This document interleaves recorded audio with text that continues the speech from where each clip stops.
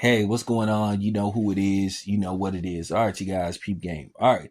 So, Stephen Curry in back to back games versus the Denver Nuggets, a few hours ago, and then the Lakers last night scored in two games over 70 points, almost scored 80 points in two games.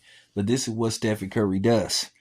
At the end of the day, I know people just want to ignore Stephen Curry and his accomplishments, but how can you not at this point not have Stephen Curry at least in the GOAT conversation, at least in the top 10 conversation? He has the MVPs, he has the hardware, he has the scoring titles, he has everything that you could think of. I know he isn't the greatest defensive player in the world, but nevertheless, Stephen Curry wasn't drafted to be a defensive player. Stephen Curry defied the odds. Here's the thing. Let's just circle back to last night's game and tonight's game. He beat Jokic and LeBron James, who have a combined, listen to this closely, a combined 7 league MVPs. Okay? A combined 5 championships. I mean, you guys just ignore the greatness of Stephen Curry, and it's getting kind of stale now to hear this stuff about, oh, well, he ruined the game. Stephen Curry didn't ruin shit.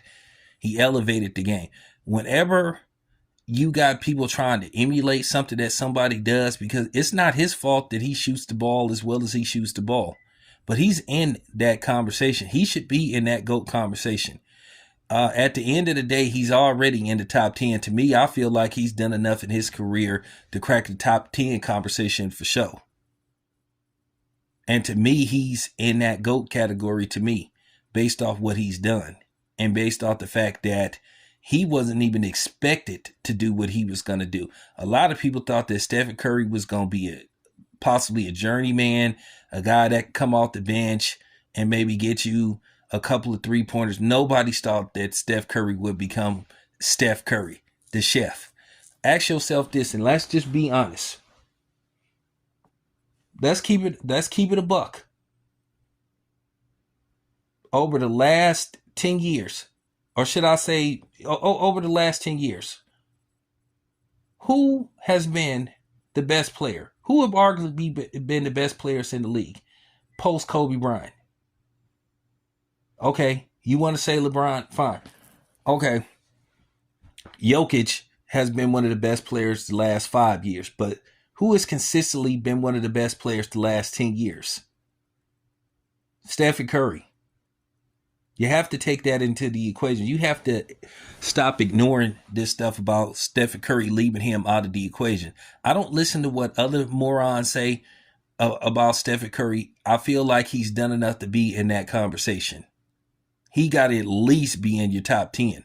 And here's the thing. Okay, what if Stephen Curry gets over the hump and he wins a 5th NBA title? And then he wins what should have been at least his 3rd or 4th finals MVP, which will only be his 2nd. So let's just say if he does that, will you still be talking about, I don't know. I'm keeping it a buck. Stephen Curry's name is everywhere. And to think what this dude could do being basically 6'3".